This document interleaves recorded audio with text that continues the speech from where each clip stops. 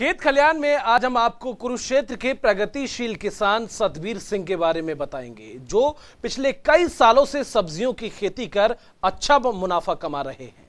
परंपरागत खेती से हटकर सतबीर ने 10 साल पहले करीब 10 एकड़ से खेती की शुरुआत की थी और आज वो करीब 100 एकड़ में खेती कर रहे हैं, जिसमें प्याज, खीरा, टमाटर, ताइवान, तरबूज और खरबूजे की खेती कर रहे हैं। उन्होंने हरियाणा सरकार की योजनाओं की भी सराहना की और कहा कि बागवानी विभाग की योजनाओं का लाभ उठाकर किसान खेती करें। पेश है आपके लिए ये खास रिपोर्ट।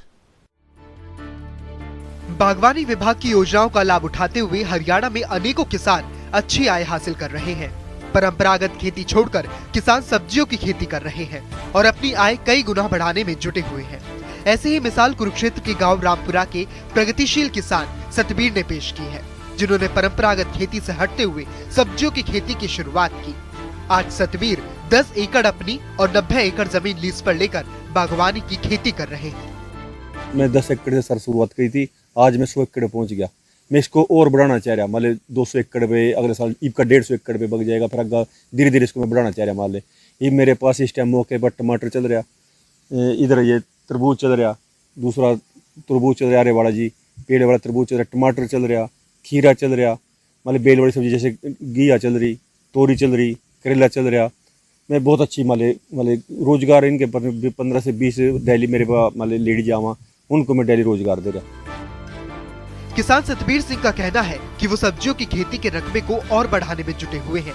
नई तकनीक के माध्यम से वो खेती कर रहे हैं, जिसमें नेट हाउस और बम्बू स्टेकिंग भी शामिल है। उनका कहना है कि इस तरह खेती काफी फायदेमंद है। इतना ही नहीं, FPO यानी फार्मर प्रोड्यूसर ऑर्गेनाइजेशन के माध्यम से उन्होंने सैकड़ों किसानों को भी जोड़ा हुआ है, ताकि सरकार की उन लाभकारी योजनाओं का फायदा किसान उठा पाए और परंपरागत खेती के साथ साथ सरकार की योजनाओं का भी फायदा उठाकर अधिक से अधिक लाभ किसान प्राप्त कर सके। स्वयं सतबीर मल्टी क्रॉप के माध्यम से एक ही खेत में ईख और उसके साथ साथ प्याज की खेती भी कर रहे हैं। इसमें FPO भी मेरा क्राउन FPO है, जिसमें मैं 1000 फार्मर के साथ ज्वाइंट कर ख्याल ले, किसी ने टमाटर लगा लिए, किसी ने दूसरी बेल वाली सब्जी लगा ली। हम आपस में मीटिंग करा। एक मैंने अपने FPO में पैक हाउस लगा रखा, गवर्नमेंट हरियाणा गवर्नमेंट ने उसमें 90% अनुदान दिया, जिसमें FPO के साथ जुड़ के मान आस-पास के जो फार्मर है पूरे बबैंड ब्लॉक के इस टाइम मेरे साथ फार्मर जुड़ रहे।